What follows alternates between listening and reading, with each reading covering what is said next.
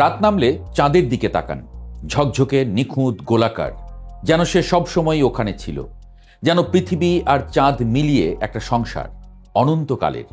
কিন্তু বিজ্ঞান বলছে অন্য কথা। চাঁদের জন্ম হয়েছিল এক ভয়াবহ হত্যাকাণ্ডের পর। এক গ্রহ মরেছিল পৃথিবীর বুকে সরাসরি এসে ধাক্কা মেরে, আর সেই মৃত্যুর ছাইভস্য জুড়ে গিয়ে আজকের চাঁদ। কে ছিল সেই গ্রহ?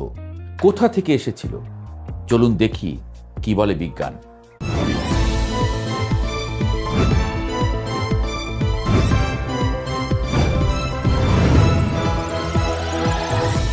বিজ্ঞানীরা যখন কোনো কিছু জানেন না, তখন তারা তার একটা নাম দিয়ে দেন।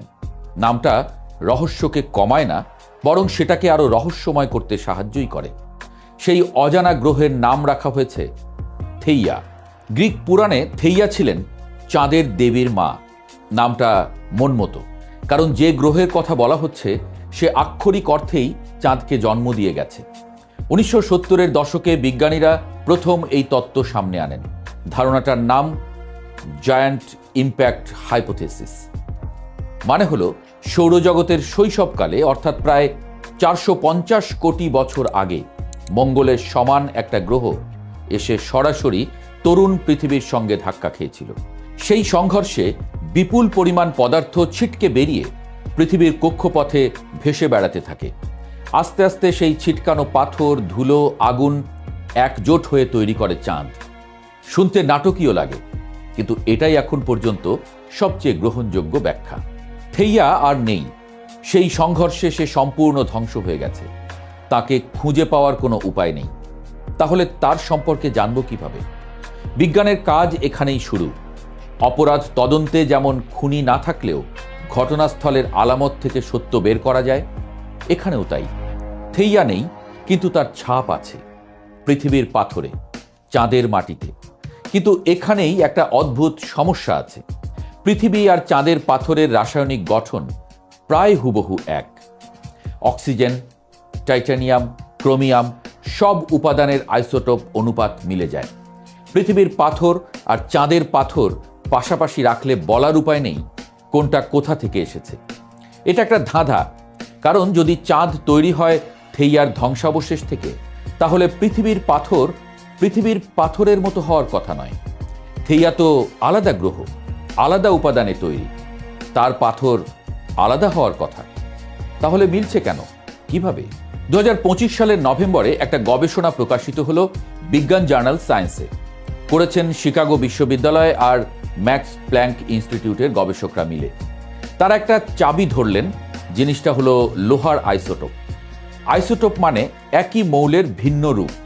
লোহার বিভিন্ন আইসোটোপের অনুপাত কোথায় কতটুকু সেটা বলে দেয় সেই পদার্থ সৌরজগতের কোথায় তৈরি হয়েছিল।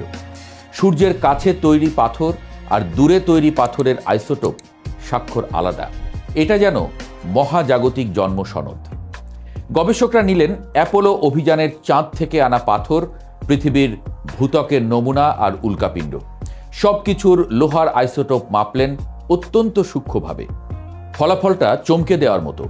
পৃথিবী আর চাঁদের লোহার আইসোটোপ স্বাক্ষর প্রায় অভিন্ন, আর দুটোই মিলে যায় সৌরজগতের ভেতরের দিক, সূর্যের কাছাকাছি থেকে আসা উল্কাপিণ্ডের সাথে।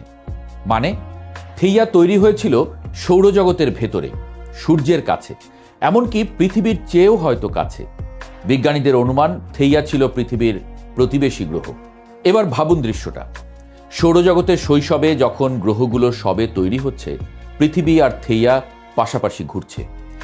একই এলাকায় জন্ম, একই উপাদান থেকে তৈরি, তাই তাদের রাসায়নিক গঠন এতটা একরকম।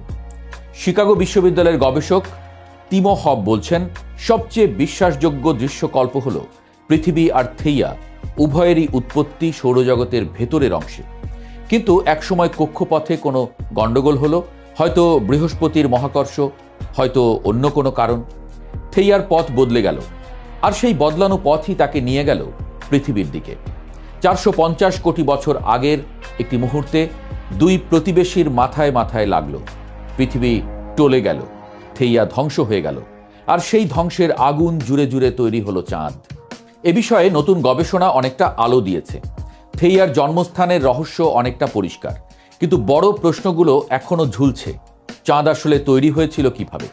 থেইয়ার পদার্থ থেকে, পৃথিবীর ভূত্বক থেকে ছিটকে বেরিয়ে আসা পাথর থেকে, নাকি দুটো মিলেমিশে?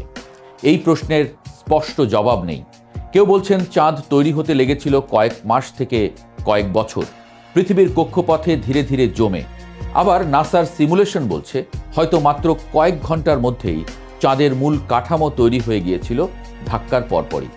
আর থেইয়ার আসল আকার গবেষকরা অনুমান করেন মঙ্গলের সমান। কিন্তু এই গবেষণায় দেখা যাচ্ছে পরিস্থিতি বুঝতে হলে থেইয়ার আকার নিয়ে আরও হিসাব করতে হবে। বিজ্ঞানীরা এখন যা করছেন সেটা অনেকটা গোয়েন্দাগিরির মতো। আসামি নেই, সাক্ষী নেই, ঘটনাস্থল 450 কোটি বছরের পুরনো। তবু পাথরের ভেতরের লোহার রাসায়নিক স্বাক্ষর, উল্কাপিণ্ডের গঠন, অ্যাপোলোর চাঁদের মাটি, এই সব আলামত ধরে ধরে তারা এগুচ্ছেন এবং এগোনো যাচ্ছে। ধীরে ধীরে ছবিটা স্পষ্ট হচ্ছে।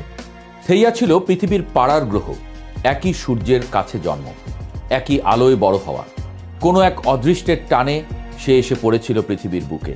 নিজে শেষ হয়ে গেছে, কিন্তু তার দেহের অবশেষ আকাশে ঝুলিয়ে দিয়ে গেছে একটা আলোর চাকতি। রাতে চাঁদের দিকে তাকানো মানে আসলে একটা হারিয়ে যাওয়া গ্রহের দিকে তাকানো। সেটা জানলে আকাশটা একটু অন্যরকম লাগে না?